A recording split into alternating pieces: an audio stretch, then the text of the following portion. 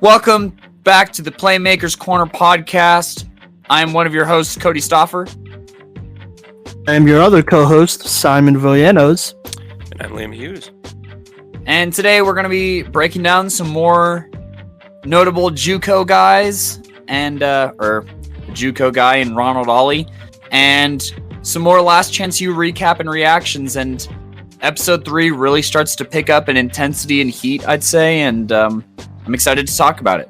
So we got Ronald Ollie today, defensive lineman who played at Nicholls State at the FCS level for a little bit, and then at, Eastern Mississippi, right?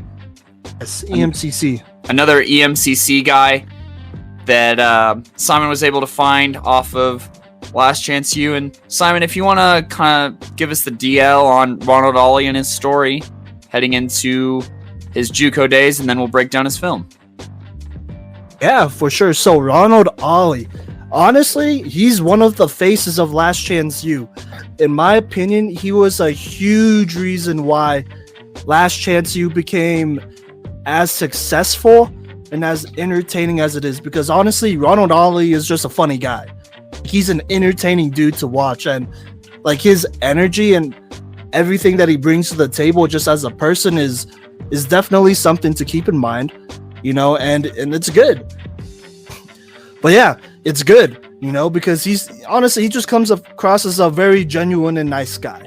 You know what I mean? And so with Last Chance U, obviously there are some darker tones to this show, just because everyone that is at a JUCO, except for maybe coaches and teachers, like they're there because their lives didn't go as they planned, and it's probably because of something bad happened, you know. But it was good to have someone like like Ollie on there, who could kind of lighten that mood and joke around and be that comic relief that was sorely needed, you know. And so, all that being said, he was also one of the most elite players to play on Last Chance U. Honestly, one of the best defensive tackles. So his story is real interesting. He was a 3-star guy coming out of high school, but he really didn't. I don't know. I don't think he really got any offers to any D1s. I don't think so. From what I've seen, he's only really gotten D offers from here. When I was looking at his high school stuff, he wasn't even rated by ESPN. Okay, well, there you go. I don't know. Someone gave him a 2 or 3-star offer, but the thing is, like, you know, you're not going to be rated if you don't academically qualify to play. You know what I'm saying? Does that make any sense? Yeah, absolutely. Okay, because there are plenty of dudes who are like talented, but they're not going to get any star rating if they don't academically qualify. That's just how that works. So yeah. But basically, he grew up in Mississippi, so he had I guess he did. He had some scholarship offers from 3 Mississippi community colleges, and this is his words, but he said he basically just picked a random one, and it happened to be EMCC. So there he was, and he ended up there. I think, in my opinion, partially because his grades just weren't, up to snuff. You know, like they just weren't good. I don't know how he graduated high school. Well, and this is in the words of the counselor over at EMCC. She said, I don't know how he graduated high school, but he did, and now here he is. And that's how it goes for a lot of the kiddos there. So honestly, he was there mostly to, get his grades right, and then move on to the next level, if that makes sense. And honestly, I am not going to go too far deep into Ronald Ollie's backstory, because it would spoil not a lot of Last Chance U, but a significant amount. All I'm going to say is that at a very young age, his father murdered his mother, and then his father killed himself. So, oh my God. Yeah. Good Lord. Ronald Ollie was there for all of it as a little 5-year-old. So, he really didn't have many consistent parent figures in his life. So, his maturity in a way is kind of a reflection of that.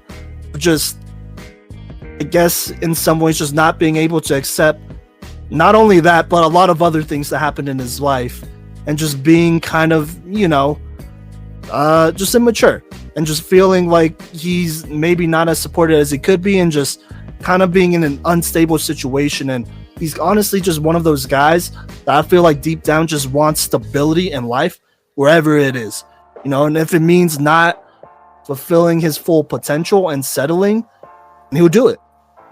So yeah, but anyways, when we get to that season, there's going to be a lot to it, but I just wanted to throw that out there just to keep in mind as we talk about him. Anyways, so we watched his JUCO film. What do y'all think are some strengths of Ronald Ollie, the defensive tackle, 6'2", 292, EMCC? Yeah, I'll go first. Oh, dang. Well, first of all, the man flies to the ball, and he's got like maybe one of the greatest eyes for the ball as far as like a D lineman that I've ever seen. At least at a college level, and he knows where the ball is basically at all times, at least on the the highlights that we watched, and he attacks it. And by attack, I mean attack, and he goes for the kill on every play. So, like, a great motor, and just has phenomenal awareness of where the ball carrier is at all times. Yeah, absolutely. He's really good at finishing his tackles too. Yeah. Big time. So, yeah. What about you, Kodey? So I'm gonna have to echo Liam's sentiment on his eyes was the first thing that I noticed, really. Just that like every single time he engaged a blocker, he wasn't looking at the offensive lineman. He was looking to find where the ball was. Fuck. Anyways. Same. I mean today. So his ability and also I wanted to note that on top of that, as soon as his eyes were up, he was able to recognize a lot of plays. One play in particular that caught my attention was that it was like a sweep or like a toss play out of shotgun. And from his interior D lineman position, he recognized that and he flew all the way to the outside to make the tackle. And just that play recognition from a defensive lineman is not really expected. So I really liked seeing that. I also noticed that his hands, so, I got my 3 and 3 here. His hands were really fast. And he was also really strong. Like, as soon as he got his hands on you, it was over for whoever the offensive lineman was, right? And he could just move them side to side or whichever direction that he wanted to. And on top of that, like, my last strength is that he has a bunch of moves. And he was doubled, I want to say, like, almost 50 or 40% of the plays that I watched on that highlight reel. Just because of how much of a threat he is, he has to be doubled. But he has spin moves, he has shove moves, he has swim moves. Like, he has a bunch of really good finesse moves, which was also really nice for a defensive lineman. Yeah, absolutely. I'll have to echo a lot of that, honestly. So Ronald Ollie, I think we all kind of could tell that maybe he's not the strongest, like, defensive tackle, but he's still pretty good, because you don't honestly have to be the strongest defensive lineman. As long as you always, well, maybe not always, but as long as you consistently win leverages and, I guess know your surroundings and know how you as a player work, you'll be fine. And that's what Ronald Ollie did. He has a wide variety of moves, like you said, Kodey, and he could use them all in an instant. And honestly, it's just very reactional too. You know what I mean? Like, you could tell it's not premeditated, like what he wants to do. Like, he just reacts to it. Because I specifically remember a play on the goal line. He gets doubled. It's a dive. The center and the guard both double team him. He like kind of leans into the blocks and then pulls off a quick spin move, like almost, in sync with the running back hitting the hole, so that he would meet the running back at the same time. And like, he just drove him back into the ground too. And that was a great stop. And it was such a beautiful spin. Like, he set it up so well, like getting the leverage and, putting those two guys in position and then just making it happen. And so that's just an excellent example of how technically sound Ronald Ollie is. And I mean, we've talked about this before. Just not just offensive linemen, but linemen in general. coming out of high school, even honestly at the JUCO level as well, aren't usually technically sound. Like you'd be lucky if they could, pull off a spin move or a swim move every now and then, right? But Ronald Ollie looks very comfortable doing whatever he wants. And honestly, he's not the strongest dude. You could tell, because if he was, then he'd be driving linemen like back consistently. But he does have some pretty strong hands, and he's really good at finding that leverage and just winning, and doing whatever he wants. And that takes a lot of technicalities and just being very technical with your craft and working hard at it to get to that level of not overthinking, what move you're going to do next, but just being reactionary, being autonomous to a degree as well. And so that's something that's really impressive to me. Obviously, he also has prototypical, defensive tackle size, 6'2", 292. That's the lower end weight too. Like honestly, he's probably closer to 300, 310 pounds, and that's really good. Considering he didn't have the most facilities and whatnot, and that's at that point that's just natural like weight and height. So those are really good for Ronald Ollie as well. And here, let me make sure I'm not missing anything before we move on. But yeah, and he moves well laterally. I don't know if y'all mentioned that yet, but he moves surprisingly like quick and fast for a defensive tackle. For someone who's supposed to be close to 300 pounds, this dude could fly. All right, like I'm not going to get too carried away, but I would say he has really good speed for a defensive tackle. Like there are a couple plays where he just tracks down a running back on sweep and stretch plays very well and beats them to the sideline and tackles them for no gain or for a loss.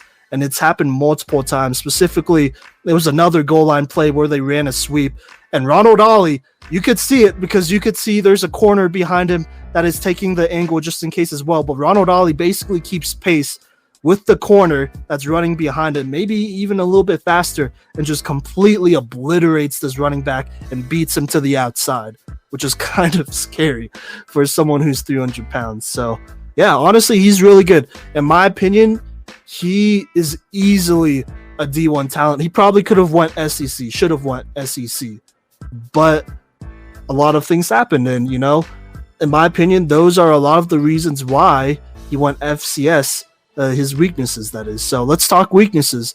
Do either of y'all want to start, or do y'all want me to go ahead? I feel like I could start. So go ahead.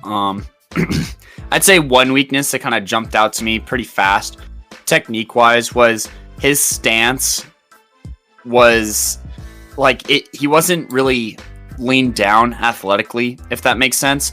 So sometimes he's kind of slow to stand up, and just thinking about how much faster he would be if he was in a more athletic stance that was more conducive to like a fast get off. Just imagining how much better he'd be if he didn't have to stand up and then run first, if that makes sense. Like his 3-point stance is very vertical, I would say, rather than like angled. So, and I think that he kind of addresses that later. And then also I guess this isn't like a weakness against him, but like also there wasn't a ton of film against the pass where he was in on pass plays. So, I mean, that's definitely something that like can be held against him as far as like from a scout perspective, because it's like, well, can we leave this guy in on third downs? Right? So those were two that jumped out to me kind of fast. And then, I don't know, I'd say that like, he just feels like almost too fast to be an interior defensive lineman, And we talked about it, like he's good at, his hands are fast and strong, but he doesn't use any bull rush moves. So as a scout, to me, that's saying like maybe this guy isn't that strong, at least from kind of that push perspective, right? Like I never see him put an offensive lineman into the lap of a running back, right? Which is something that's nice to have, especially on the interior, to blow up big plays. Oh. Simon? I completely agree. And I think the only real, because I'm not sure if there's a lot of I mean, I don't know if there's a lot of weaknesses with his technique other than what you mentioned. The only thing that I could say is he just seems a little bit undersized and maybe just a little bit underweight and under strength. But he's, he makes up for it going, into higher caliber offensive lines. Maybe that won't work as much. And maybe he'd have to play either like edge, like a small edge going forward, or maybe even swap to middle linebacker. I mean, he's got the speed for middle linebacker. It's weird, Sure, yeah, I could see a little. It would be weird for sure. Yeah, I mean, he'd be obviously on the slower end as a middle linebacker, but he could probably play it. Right. He's kind of one of those people who's like stuck in the middle, right in the middle of like two positions. Oh, but get that. I don't know. That would be my only weakness, is just like a little bit undersized, a little bit under strength, but you can work on the strength. Obviously, you can't really work on the size until we get some good surgery going. But is that all? Did you hear me? What's up? I said, is that all? Oh yeah. Sorry. Oh, you're good. Yeah. All right. Sweet. Yeah. The size he definitely looked a little bit lighter than what he was listed at. I mean, I'm not gonna hold that against him. He's at a community college, and this dude, I mean, this is like the first time he's actually able to have legit meals every day. So I'm not worried about it. So that's that. But there are some things that we could definitely nitpick at, and we are nitpicking, to be honest. We definitely are when it comes to high caliber talent like him, because he is a D1 guy. There's no doubt about it. For sure. There's, that's scouting. Sometimes you're just gonna nitpick. So, address what Kodey said, because it kind of has to do with the weakness I'm going to bring up.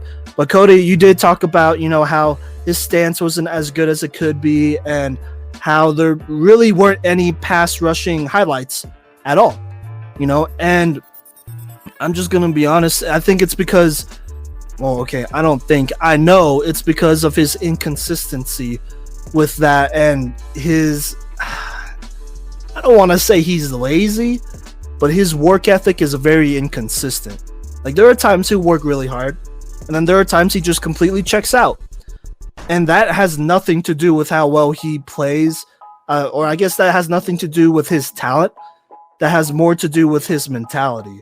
And so it's kind of weird. Like, it's a little bit of an immaturity thing for sure, because, having the stance and all that, that's not a big deal. Honestly, it could be fixed right away. Like, in less than an hour, honestly. And that's really nothing. And he knows that. But he'll still look sloppy, right? Like, he still won't clean that up, and that's kind of a big deal. When it comes to pass plays, I know y'all weren't able to see many full games of him playing because it was really mostly highlights. But there are definitely pass plays where if he gets double teamed or possibly even triple teamed, he almost kind of gives up and blah, that's it. And the play ends and he gets blocked. Or I guess a better way of saying it is he allows himself to get blocked, because we know he could easily wiggle his way out of it, as we'll see in future film. But yeah, I mean, he just gets lazy, and that's definitely a concern. Like, is this a guy that could pass rush and could be used on all three downs? That's definitely a concern for sure. But it's not because of the talent. It's because he probably doesn't.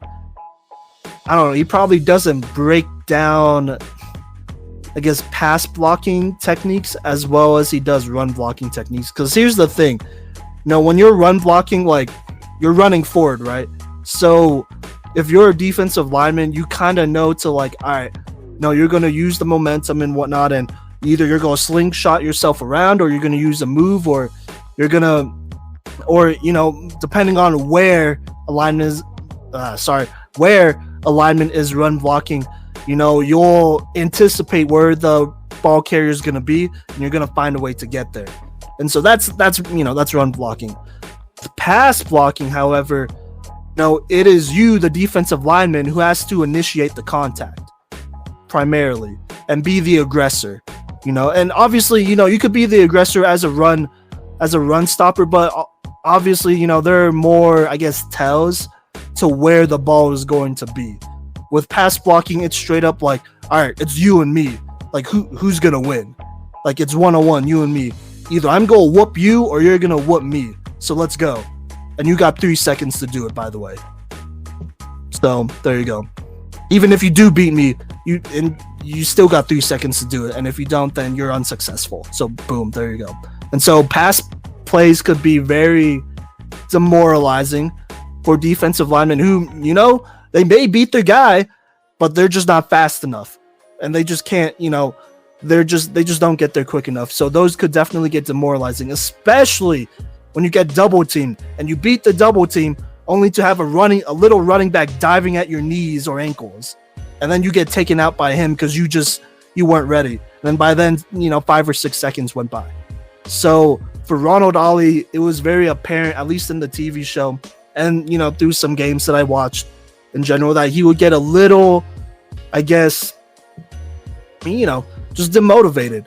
Like, he just wasn't motivated to, like, really beat these, like, not just the guy in front of him, but the entire offensive line. And that's kind of a mentality that you want out of defensive linemen. You want them to be dogs. You want them to be, you know, having a little bit of a fighter's mentality, like, yo, you know, straight up, like, kind of to a degree, straight up, like, I don't care if, you know, if you beat me or not. I don't care if we win or lose. I just want to whoop you. And I just want to destroy you, straight up. And there are times where that aggression is just not there for Ronald Ollie. That's because sometimes he just checks out. And it's very apparent as you watch the film as well. Another thing is, and this ties into that as well, is work ethic issues, immaturity. Just off the field, I don't think he's ever really gotten into trouble off the field, like legally, but, you know, grades, he really struggled to, like, maintain the minimum to play, which is like a 2.3. You know, he could do it. You know, he could absolutely do it, but he struggled to do that for sure. And it's not because he's stupid. That's an idiotic thing to say. It's because, you know, well, honestly, it's because shoot, I don't want to call the school system out, but I would do it because I am part of the school system now. Honestly, it's because the Mississippi school system failed him and kind of just let him through, even though he had no qualifications whatsoever to realistically graduate high school. So they really didn't prepare him like that. Yeah. So not a lot of people are holding him accountable. You know, so they're saying, like, hey, you know, he's a big football star. So, you know, why does it matter that he can't write a paragraph? Or why does it matter that he doesn't know where to put a period or a comma or whatever? Let's just pass him so he could play on Friday.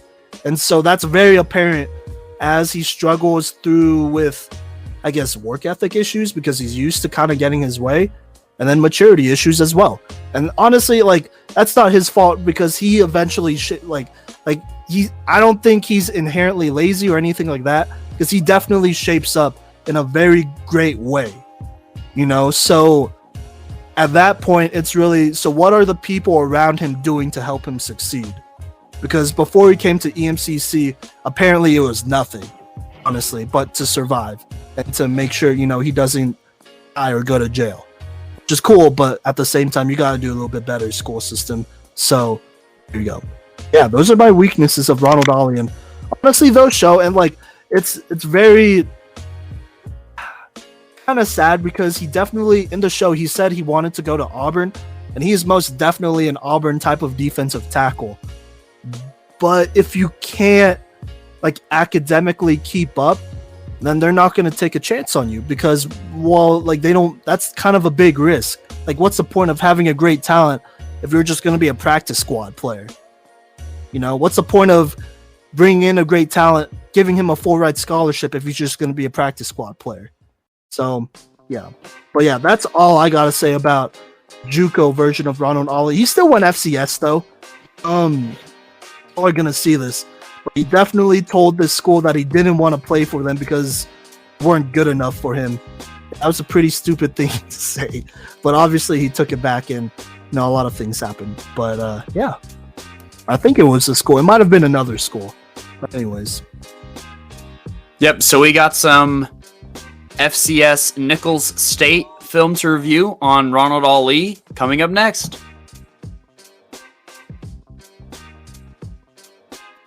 What's good, y'all? Welcome back to the Playmakers Corner podcast. And here we're going to talk about the next era of Ronald Ollie's playing career at Nicholls State. So I got to give a little bit of backstory.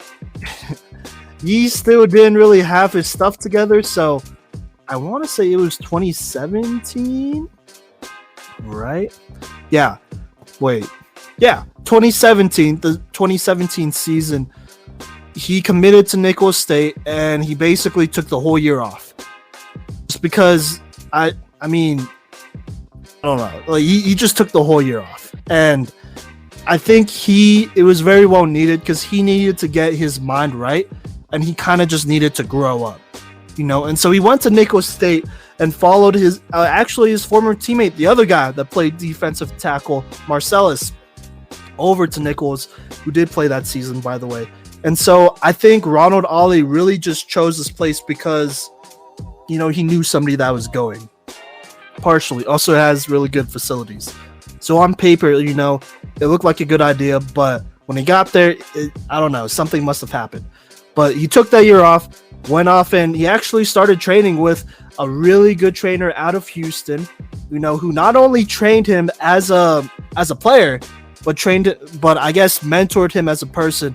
It was kind of the first, well, maybe not the first, but a really big component in his development as a mature young adult, or as a growing mature young adult. And he kind of just helped Ronald Ollie get out of his own mind and become a little bit more mature. And so he actually helped solve a couple more maturity issues that were apparent not only at EMCC but Nicholls State as well. But when he did play at Nicholls, he only played 1 year in 2018, I want to say. And he honestly played great. He led one of the best defenses in the FCS. They ranked second in sacks, third in tackles for losses, and ninth in scoring and rushing. And Ronald Ollie was a huge part of all of that because, and this is gonna add, okay, my bad. Let me get it together. Shit. But yeah, so Ronald Ollie was a big leader for that top-ranked FCS defense. And so this is my strength for the Nicholls State version of Ronald Ollie. But he honestly just produced, and he just played really good football. And he was on a very good statistical defense. And honestly, as a defensive tackle, sometimes you're just not going to, stuff the stat sheet, and that's fine. A lot of the things that happen as a DT, a lot of the success that happens as a DT are honestly not seen in our Canada's other people's stats. So the fact that he was on a great defense says a lot. And so he did have 13 and a half tackles for losses, 5 sacks, 2 forced fumbles, and then I think a touchdown. It was kind of an insane 60-yard fumble recovery touchdown. So yeah, there you go. And he showed off a little bit of his speed there. And then he ended that regular season with a sack in each of the last 3 games. And then I think he made some noise in the playoffs as well. So honestly, it was very good. It was a very good sign that he was just productive, at this next level, at the FCS level, which is still D1. And honestly, he had a lot of the same strengths as he did at EMCC. But Kodey, Liam, why don't y'all talk about some of his other strengths at Nicholls State? Liam, you mind if I go first? No, not at all. So the first thing that I absolutely loved about his Nicholls State film was his production against the pass. He was an excellent pass rusher, and his play recognition also, showed itself on screenplays a lot of the time. He met the running back at the ball, or he was able to beat the running back to the sideline because he knew where the ball was going on screenplays. I feel like that's really hard, and that's asking a lot of your D linemen to recognize that from a first person kind of view. You know what I'm saying? So for him to be able to do that as fast as he did, and coupled with his speed, he got faster, it felt like, at Nicholls State, because he was, oh my gosh, he was flying around the field at lightning speeds, it felt like. And that was another strength of mine for him, was just how much faster he got and how much better he got against the pass. Like, those strengths were insane, and it made him dangerous. And another thing that I wanted to add on was he was just an absolute playmaker. You know, you have that 64-yard fumble recovery touchdown that you talked about, but he also returned a blocked field goal for a touchdown while at Nicholls State. And for him to be making plays on multiple, I guess, aspects of the ball or multiple sides of the ball is just like scoring touchdowns from a defensive lineman, two touchdowns in like 2 years or 1 year is insane. Like, that's not asked of defensive linemen, you know? So I also put that one of his strengths was just being a playmaker. Yeah. He was also great at forcing fumbles. Like, he has a great punch on the ball.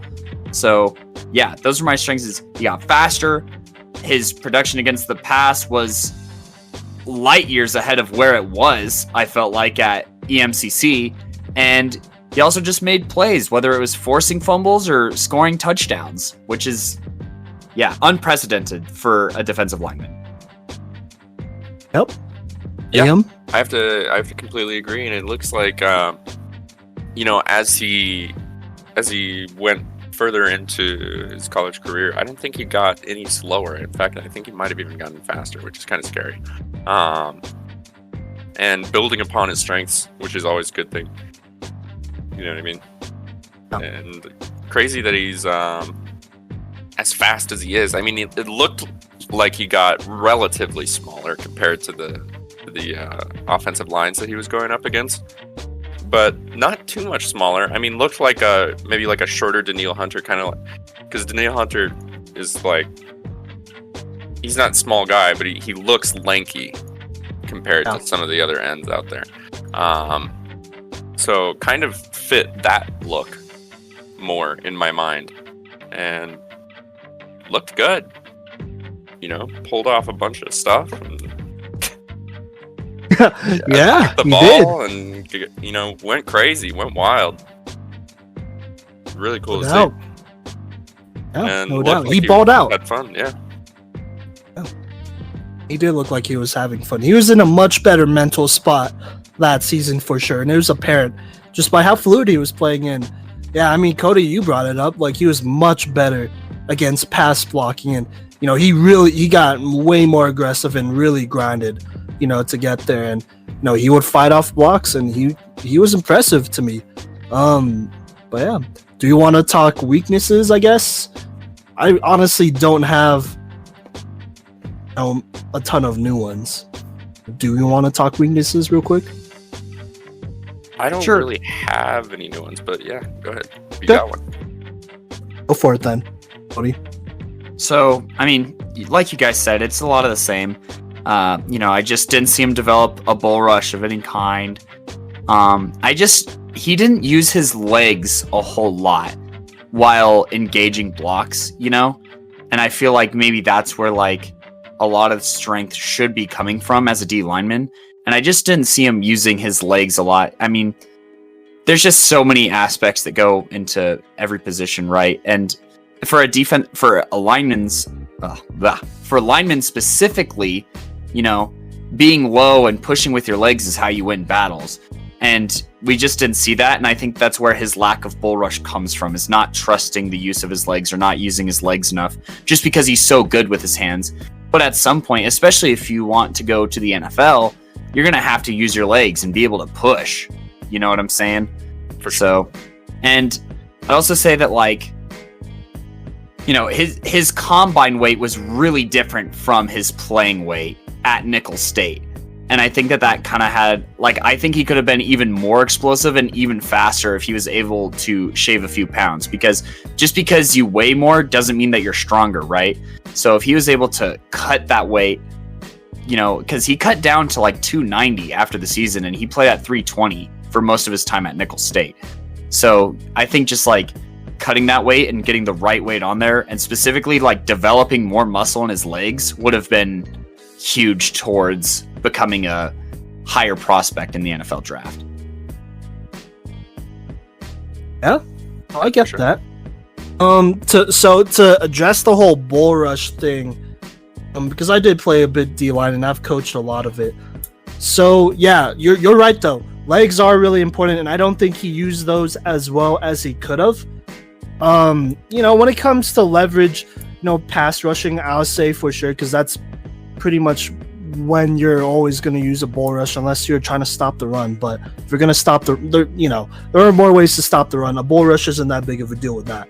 But pass rushing wise, you want to use a bull rush to collapse the pocket, right?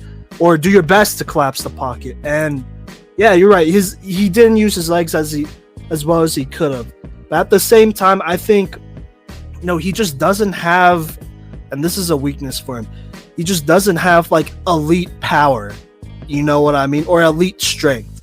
He has, he has all right, good strength, but he doesn't have elite, or I guess very good, at least, strength or power. Because you're right. It is good to get leverage, but ultimately, to bull rush, it is very important to not only have strong hands, and there's a difference between having strong hands and like being strong, because someone could have strong hands but not be, I guess, an overall like strong person, if that makes sense. Because when you're bull rushing, a lot of that, I guess, movement and technique, well, really there's not really much technique, just get leverage and ram the guy down, that's it.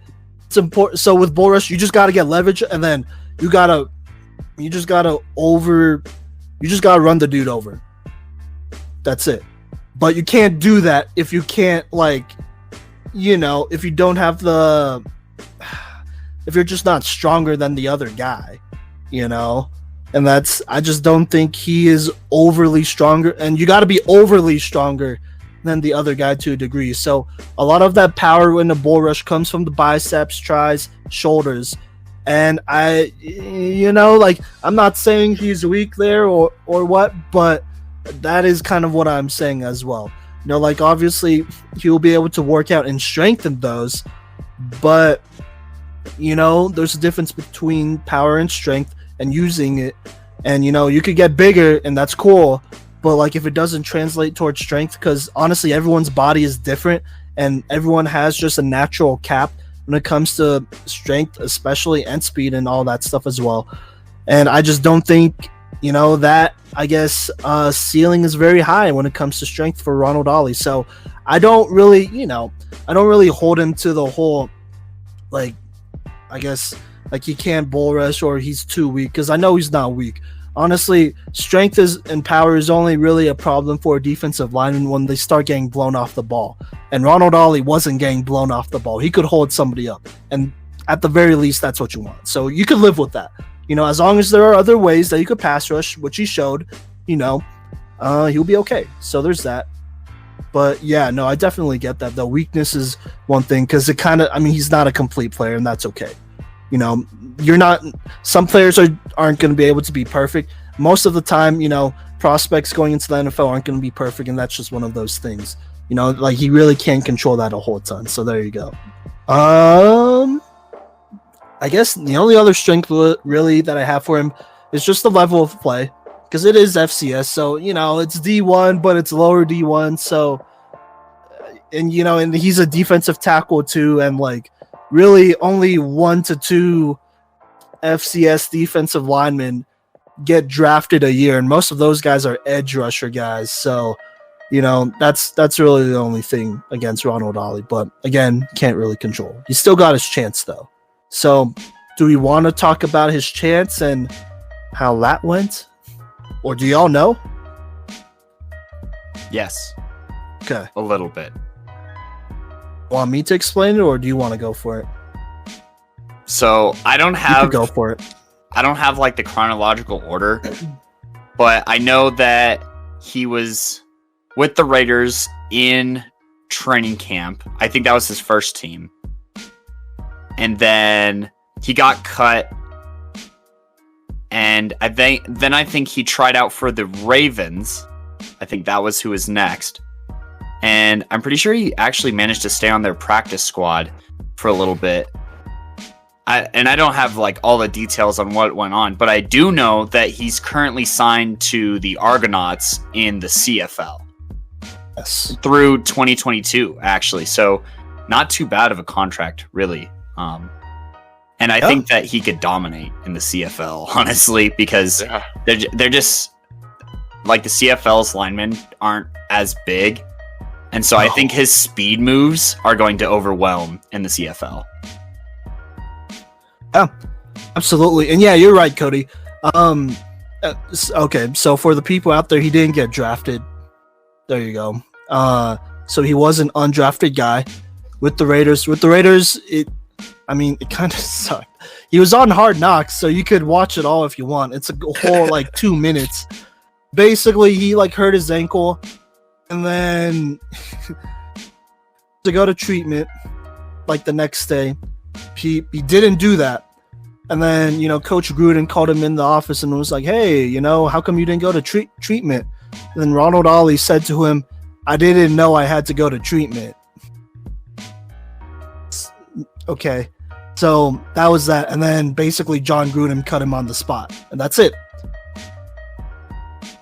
To me, that was kind of unfair, to be honest. For real, treatment. But, obviously, look, if you're not, and this is a lesson to everyone, if you get hurt, don't skip practice.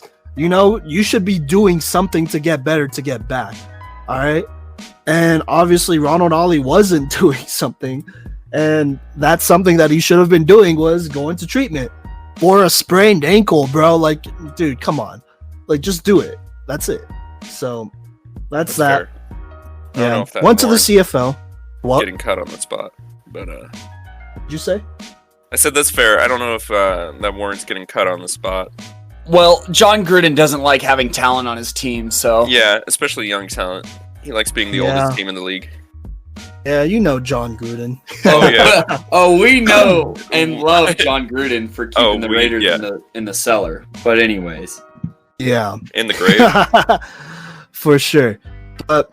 honestly, so before he went with the Ravens, or actually before he went to the Raiders, there was interest with the Ravens, and he actually tweeted out that he was signing with them. Well, then something just happened, and it fell through, and then the Raiders picked him up.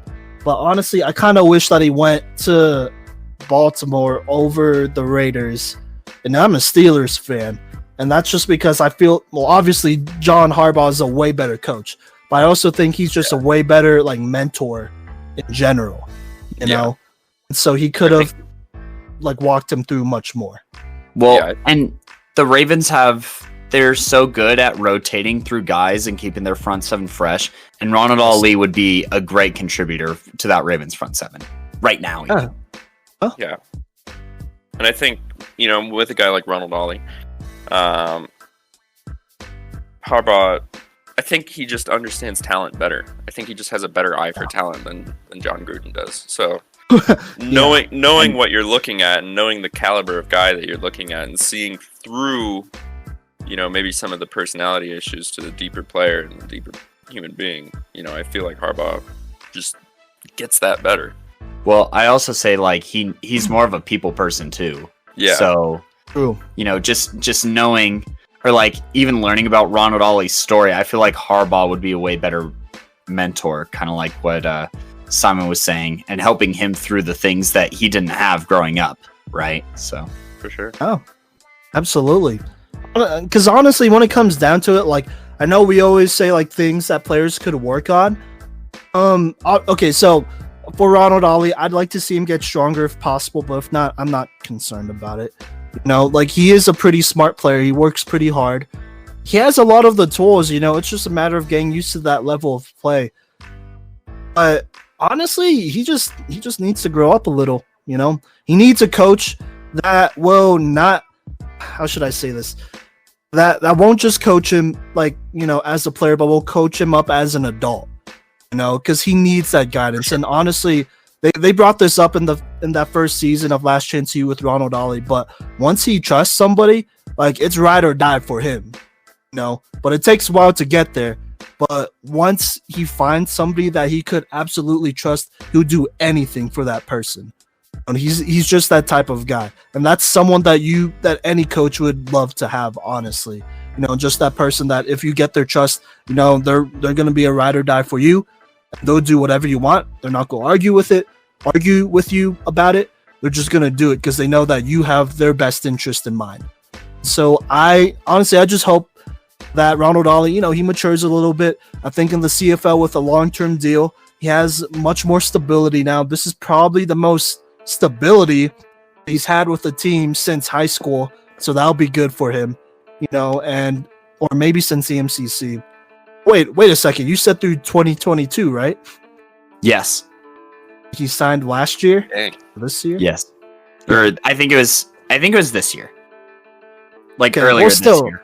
Yeah, well, maybe, okay, then since EMCC then. Well, that's still a really good deal because we all saw what he did at EMCC and he killed it. And he moved on to Nicholls and he killed it. So, yeah, he just needs to mature and he'll be okay. I honestly think he'll be okay. Yeah, I think he'll be back in the NFL soon enough. for sure after his 2022 contract. I think it'll be Yeah. either he'll become a hot commodity, and they'll pay him lots of money to stay, or he'll be back in the NFL. And I don't think they got the money to keep him out of the NFL. Probably not, assuming, everything goes well off the field as well. But yeah. Yeah. Any other comments, Kodey? That? No, not really. I'm excited to see what he does whenever the CFL gets rolling because they did cancel their season. Yeah. So and we'll see how that impacts contracts and stuff like that. But I think a guy of Ronald Ollie's talent and just level of play will be able to make it through this pandemic and stay in the CFL. But Sure. That's all I have for Ronald Ollie today. Sweet. Did y'all have any pro comparisons? No. It's okay if you don't. No, I didn't really because I see him probably staying in the CFL unless he just gets like bigger and stronger like in the blink of an eye. But I think the CFL is a better fit for him anyway. And plus they have they have nice health benefits out there in Canada. So it's out in Canada, so it's not a bad setup. Yeah. Oh. I don't know. I kind of have one. It's me being very Broncos aware constantly. I think he's kind of like an undersized Derek Wolfe in my mind, where he just attacks the ball and just goes for it. So that would be, if we do a pro comparison, that would be my ceiling for him. Sweet, yeah. Well, I absolutely agree. I think, I guess I'll start with floor. I think his floor is, well, obviously the CFL, but if we're talking NFL, I think he is a solid rotational type of guy. Maybe you could throw him in there on special teams as well. I think he'd hold his own for sure, because he's athletic enough. At least right now he is. So I could see him as a solid rotational special teamers type of guy. Honestly, I can't see him as a starter. I could see him as a starter. We've already mentioned it. Like, he's not the strongest and whatnot. So there's that. I don't think it's that big of a deal though, because there are plenty of defensive tackles that, at least in my opinion, that don't have that like elite explosive strength to completely blow somebody off the ball every play. And also, that's just not realistic. You're not going to be able to blow somebody off the ball even the majority of the time. Maybe if you do it 40% of the time, that's pretty good, because the other 60, honestly, you got to be moving as well. Like, you can't just blow up your guy. Like, what's that going to do? Right? Like, you got to follow the ball. And I think speed and agility are valued, especially in the NFL, where you got, as time goes on, bigger freaks of nature, dudes who are just naturally big and fast, like a Derrick Henry type, and you got to have defensive linemen that could keep pace. And I think Ronald Ollie could do that. So I think he could be a starter. I'm not going to say a Pro Bowler or anything like that, but I think he could be a pretty good, like, solid, maybe 5 to 6 year starter, potentially. Maybe flirt with a Pro Bowl. You never know. Yeah. But yeah. Word. Well, if that does it for our Ollie analysis, then are you guys good to jump over to Last Chance U recap? Yes, yeah, sir. let's do it. Episode 3. Coming up next.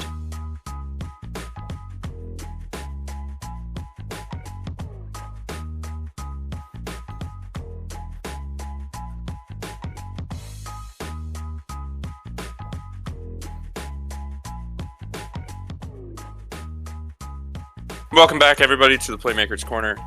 With this segment, we're going to be talking about episode 3 over at Laney College, Last Chance U, and it was pretty good. Not a whole lot of, I don't know, there was some drama, but maybe not the most drama that we've seen yet. Yeah. You guys have any opinions on what happened this week? So, I feel like each episode kind of has a theme, right? The sure. first episode is always like an introductory, and then the second episode was pretty much about Coach Beam and his legacy with Oakland, right? Yeah. And then this one, in my opinion, was very much about mental health. Like the struggles, I guess the struggles of this next generation of athletes and how coaches should or try to understand them. Am I off the mark? Does that make sense? No, I think that's spot on, and I think that's why it was one of my more favorite, well, probably my favorite episode up until this point. So, and Simon, I'm picking up on, because you told me before I started watching this, like, especially with my interest in sports psychology, as far as grad school goes later on, you're like, I think you're really going to like this one character, and that, oh my gosh, I always forget her name. But she does such a good job of like talking to the players individually and like trying to find them resources. Like she's the real MVP. No disrespect to Beam or Dior, but she knows what's going on, and like she's special for that. Oh, for sure. The social worker, right? Yeah, who's also like the it said like athletic administrative assistant or something like that is like her official title. Yeah. But so she helps out a ton. Yeah, she's awesome. And yeah, you could tell Dior was basically the focus of this episode with his dad, and like I hope y'all don't mind, but I'm about to like talk about this. His dad, bro, that stuff's messed up what he was doing. Like that is trauma. Like humiliating his kid, like making him dress up in girl clothes in 5th grade. Like, dude, that is traumatizing, especially like the bullying that probably happened, and like for him like talking about a girl in 5th grade, like, bro, he's a boy. Like that's just like what they do. And like I don't know, obviously there's a lot of layers to how messed up his dad is. But I think the two things that obviously hit the hardest is his dad took him off of the football team his senior year of high school, which is like that like Dior probably would have went to a college. Like I don't know if it'd be like Division I, but maybe Division I, FCS at the bare minimum, Division II, definitely he would have got offers. Like, yeah. Because he's super athletic, right? Like we know he's a good football player. We have visual proof of that.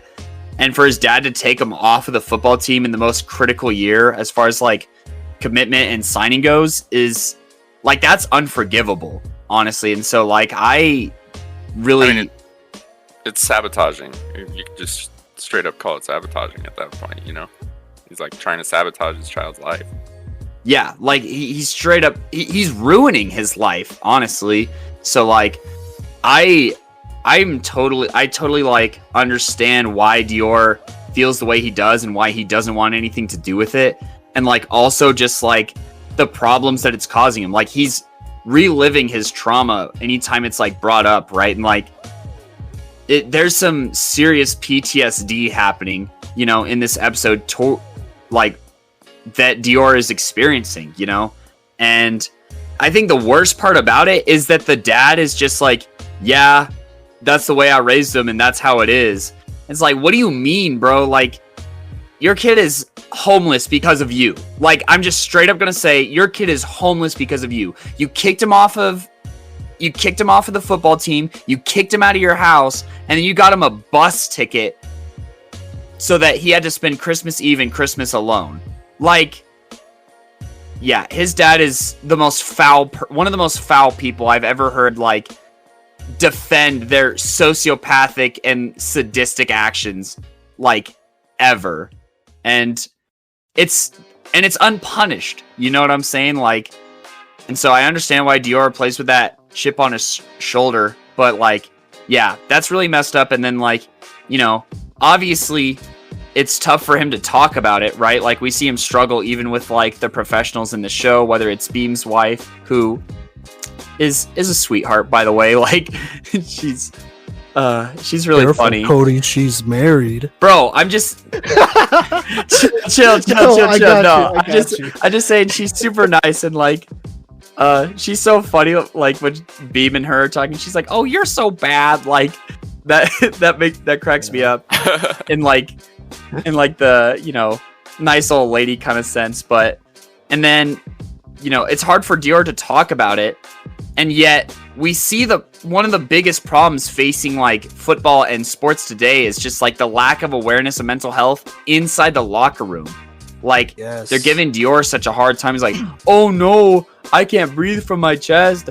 I'm stressed out," because, you know, and they're like mocking him for it. And it's like, obviously he's not going to want to share with you guys. Like they say family on 3 all the time, but like there's some serious lack of coordination and like, you know what I'm saying? Like there's not a lot of unity happening right now. So yeah, those were some big things that jumped out to me as far as like mental health in the game of football. And like for Dior's story, like I was just like, damn, you know what I'm saying? Yeah, I mean, absolutely. And you know, we've been talking a really long time about talking about the football culture when it comes to mental health. So maybe this is that episode, because like this Playmakers Corner episode that we do it, because there was a lot here. Because it was funny that you mentioned that scene, because I'm just gonna be honest with you. Like, I mean, Kodey, you obviously have playing experience as well, so you know how it's like, right? But it's kind of like when I saw that scene, I'm not gonna lie to you, bro. Like, that was a scene that, I mean, like, it stood out to me because of the context that was put in beforehand with Dior and everything going on, and him having like a panic attack or something like during practice, right? But if it was to happen at any other time without that context, it would almost seem normal, because that's how football culture is, right? Like, dudes be giving, and maybe not just football culture, but the culture of males in today's the culture of males in today's society when it comes to toxic masculinity. But, you know, you kind of just joke around like that. You kind of just joke around about like, oh my, like, you know, he's having a, in quotation marks, a panic attack. Why don't you just suck it up, like, type of thing? Like, why don't you just be a man? Why don't you just be a man about it? This is football. Like, you shouldn't be complaining. You should just be hitting somebody, because apparently hitting somebody like solves every single problem in the world, including world hunger. As long as you hit somebody, it works out, type of thing, you know? And that's football culture. The culture of, I gotta be a toxic male, overly toxic and masculine to gain respect for anything, to have respect for anything. Because if I show a little bit of weakness, then, especially if it is a mental thing, and especially if it's not something that you could physically see, then you're weak, and you're not an actual, like, you know, adult, and you're not cool. You ain't tough like that. You ain't cold like that. And that's something that is very apparent in, I'm just gonna be honest, pretty much every locker room in America, or at least every football locker room in America. It could apply to other sports as well, but football especially, like, I'm just gonna be honest, this is a normal thing, you know, for people to be making fun of each other. It doesn't make it okay. I'm just saying that it's a very normal thing that honestly most football players will let it fly under the radar, you know? Yeah. Like, would you agree, Kodey? Sorry, I just cut you off. But would you agree that that's like a pretty normal thing? Well, absolutely. Let's not use the term normal. Let's use the term common. It's a common thing. It's not normal, you know? Oh, see, but it is normal because it happens all the time. Like, as of right, it shouldn't be normal, right? But it's a very common thing that has become normalized as football has maybe not developed, as the sport has lasted as long as it has, you know? So like the longer that let me get it together. The longer that this is the standard, the more ingrained it becomes. And we're in, I mean, I don't know, bro, but football has been around since the 1800s, but we're in year 100 plus when it comes to this.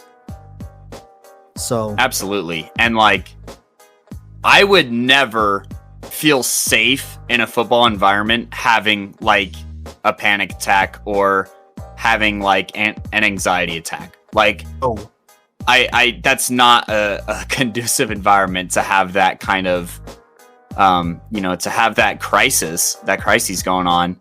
And that's messed up, right? Because like, as football all the time is preaching like, these are your brothers, right? Like, this is your family. This is like a home for you. But like, if you can't feel the way that you need to feel, or like, if you can't have like a health problem, right? Then that's pretty jacked up. And something else that I think even echoes the sentiment that we're talking about is Dior at the end of the episode is like, yeah, I don't believe in therapy. I believe in making plays to make myself feel better. And it's like, bro, you are going through a mental health crisis right now, and you're still going to refuse to believe that it's like a real thing. Like, it's physically impacting you, and like, that's just how deep it is. You know what I'm saying? Yeah, like, I mean, sure.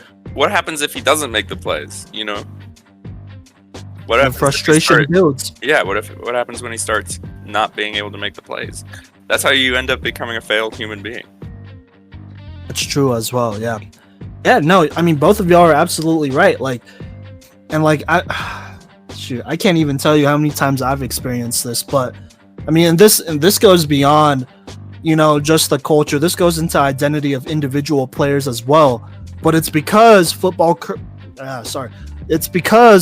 culture encourages this kind of identity of the tough football player, of the football player that, you're not a real one until you play through a bunch of injuries or a bunch of problems, including mental health problems. And so that scene you were talking about, Kodey, is pretty much the epitome of football culture when it comes to mental health. Because here we see a guy that is obviously struggling. Like this, like not just mentally, but physically, it's starting to weigh on him because his chest is tight and he ain't feeling right. And this is the funny thing, because we all saw in that last game how free Dior played, how electric he was, and how just great he was in general. He played a complete game, right? But notice how once his dad, an extremely toxic person in his life, came into the picture, just how much worse Dior played. Because in that West Hills game, that team was 0-3. They sucked, and they still suck so hard against them until the very end. And I'm not going to spoil the rest of the season, but you can visibly see as the season dragged along just how tight Dior was playing. He was not playing free at all. And honestly, it's sad to say it, but that last game, that blowout game that Dior played at quarterback, was probably one of the last times Dior ever played free. In this season, at least in my opinion. And it's very apparent just how he carries himself, how much more, I guess, explosive he is. Like, like he had a lot of patience before, right? And he still has the mentality of like, okay, I'm gonna go get it done. But the patience is a lot lower, and the frustration level is a lot higher. And that's because of his dad. And that's because of what he did. And that's also because of, obviously, I think, in my opinion, Coach Beam understands that a lot of kids go through mental health stuff and that they're never going to play as free as they can until they, get their mental health right and actually live a balanced life. So I think Coach Beam understands that. But his players, his assistant coaches too, to be honest, and then some of the family members around his players or who support around his players don't understand like Coach Beam does. And if I'm being frank, Coach Beam doesn't have the time, and it's sad, but he doesn't have the time to mentor 150 different players for more than 5 minutes a day. Even that's stretching it. He's one guy. So, and like obviously he's going to try to put out a culture of family and being open and transparent. But if not everyone's buying in, RJ, then forget that, because you're just going to default back to the football culture that has been in place for the last 100+ years. So that's that. And that's a really big deal. No, and honestly, this mental health with football culture and all that is not going to get fixed anytime soon, if I'm being honest. It takes a real solid coaching staff and support system to make it happen, because and here I'm going to go on a rant. I'm sorry, I'm going on a rant, and I kind of already have been on a rant, but coaching staff, like, they could be, some of the most aware mental health type of guys or girls out there. They could be aware of their players' emotional levels, their stability, all that stuff, right? And they could preach that. They could preach like, hey, we're always here. We got you. We got you. We got you. But the second that player goes, leaves that environment and goes anywhere else, the culture and the stereotypes and the tradition, all that stuff from the outside world starts weighing in, and they start, saying like, well, hold up, why are you complaining so much about your mental health? Why don't you just go make the play? Why don't you just go out there and make the tackle? Why don't you just go play a game? Why don't you just make it happen? But what they fail to understand is that, and this is for all human beings and anything that a person got to do, but to work efficiently and to work efficiently at a high level, you have to be balanced. And honestly, most people aren't mentally balanced, and that's okay, because everyone has a ways to go and everyone has different experiences.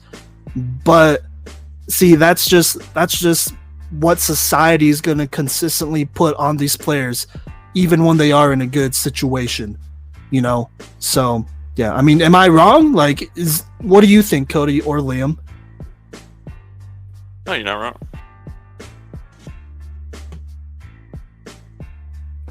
Like at all. Kodey? I think you hit the nail on the head. I was just processing it, but yeah, I mean, you're absolutely right, and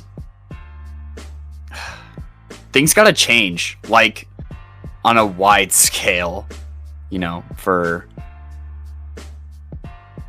these same things to stop happening. Absolutely. And look, I don't want to complain about all that stuff, so I'll go ahead and throw out the first step for things to change. It has to be acceptable to talk about it.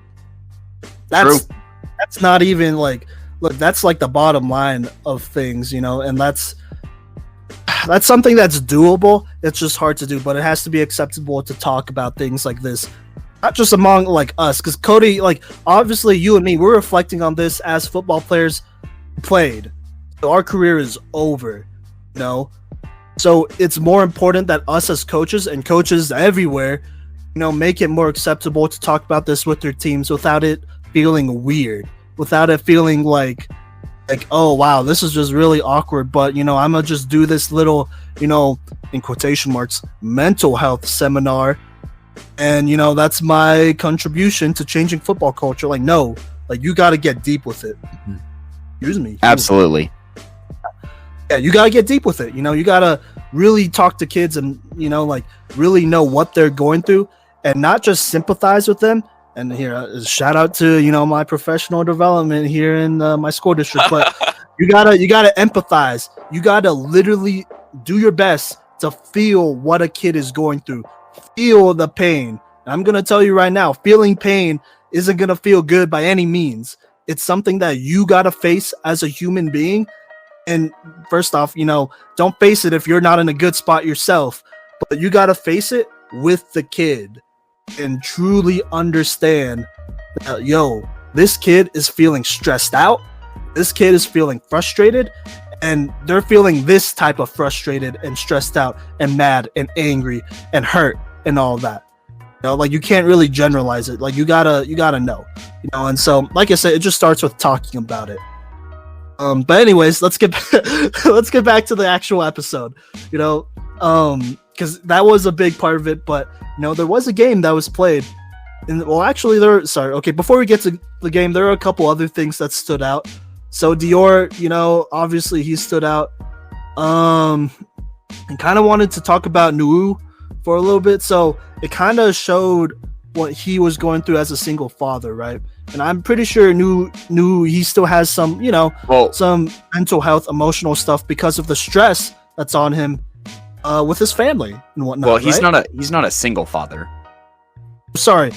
Okay, my bad. He isn't a single father, but that's not what I meant. I meant like in this episode, it kind of showed what it was like to be a single father to a degree, because his wife is working a ton, right? And not only working, but she's going to school as well, so she could start her own business and whatnot. And she is also the breadwinner of the family as well. So for Nuu, I feel like, there are most definitely times where he does have to take care of his kids and whatnot. So he's not a single father by any means, right? There are definitely, points throughout the season where, you kind of he kind of has to be on his own, right? Like he has to balance football, school, his kids. Like this is what episode is this? The third one? Yeah. I want to say this is the third straight episode where he's brought his kids to school or to practice. Or it might be the second time. Or it is? Okay, cool. That's hard, Like, I can't even imagine. Like, first off, this dude is 19. Or maybe he's 20. Whatever. But I can't even imagine me 1 or 2 years ago, first off, trying to. Well, okay, I'm already on the team. But trying to make a better opportunity, not for me, but for other people as well. Because like, anybody can make a decision for themselves, but when you get to the point where you're making decisions that will directly impact other people, that weight hits different. You know what I mean? Like, it's not just about you, because every failed play you make is a failed play that you made, and this is just me empathizing, but it's a failed play that you made essentially for your family.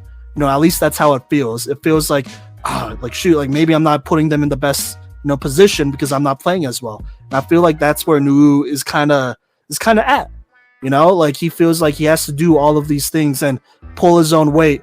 And it's, it's not, obviously when there are two people in a relationship, it feels kind of some type of way when one person is pulling all the weight financially. And I guess from a future standpoint as well, it makes you feel like you're almost useless to a degree. Like you're just like, well, what are you doing? Like that type of thing, if that makes sense, right? Yeah, and you see him wrestle with that as far as like, if I just got a job, then money wouldn't be an issue. Anyways, yeah, I also wanted to talk about Nuu. Bro, he literally can't go to class sometimes because like his kids aren't allowed in. You can tell that like his family has so much more to work through to even get close to the same position as other people.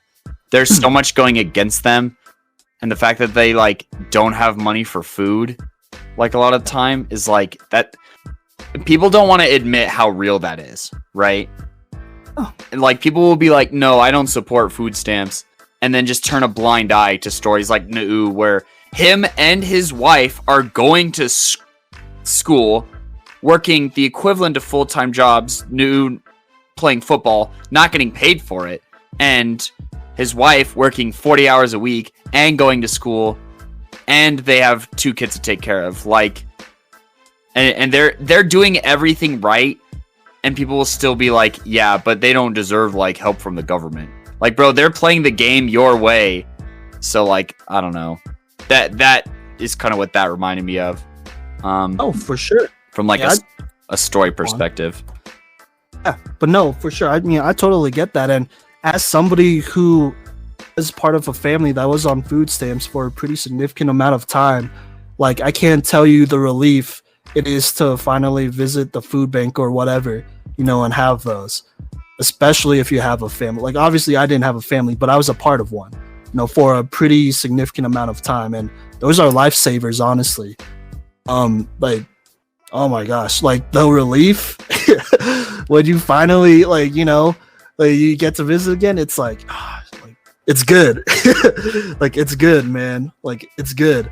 And so I mean, I don't understand people that are against that either, but he's trying to make it work. And shout out to Rigo, I have to find her name, but shout out to the lady that was helping him out and figuring that out for him as well, because he is a kid, so like it's not like he knows everything about how food stamps and that stuff works as well.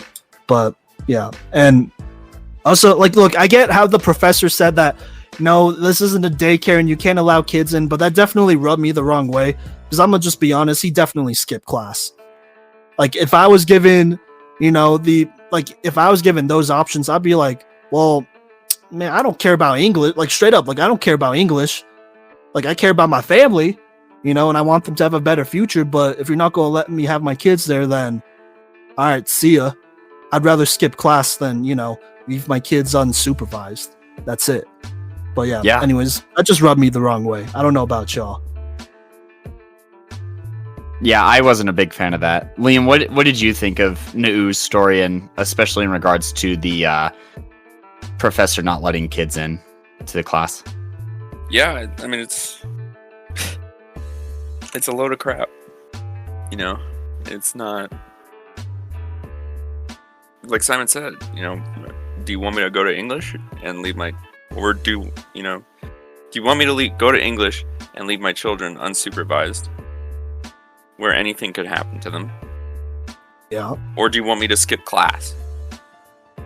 It's a lose-lose scenario, right? For everybody involved. Yeah. Because Nu's still he's still paying for classes. Or he's still paying. I'm sorry. He's still paying for classes. So I don't know. It's not fair to him. It's not fair to anybody, and I understand that it's just maybe quote unquote just a community college. Oh, still. Yeah, but it doesn't matter. Oh, for sure. I could kind of understand maybe a university, like a higher of education, but a community college, like, bro, I went to community college and we've had plenty of kids in our classes. Just go be honest. Why can't you? Yeah, for sure. So I don't know, man. It just rubbed me the wrong way. But yeah, I don't think I'm looking through my notes just to make sure I got everything I got. Are y'all good? As I look through. I just wanted to note that the defense finally made some plays in this last game, and yes, that was really nice to see, especially after Rajon was like getting into it with Coach Beam, and like, I feel like they talked about like the hype definitely going to his head, and I think that that's true. But they finally made some plays on the defensive side of the ball, so that was something. Yeah, Rajon definitely produced that one-handed interception. First off, that's an impressive play either way. Like, oh my god, that was tactical as heck when he just snagged that out of the air with his fingers too. Like, he really didn't even palm it like that. So that's impressive. But to do it at the end of the game and to, just end the game yourself, that's why he is one of the best JUCO corners in America. There you go. Yep. A time, but he did it. Liam, did you have anything else to add on to the episode, or anything that jumped out to you from episode 3 of Last Chance U? No, I think we covered it all. Simon?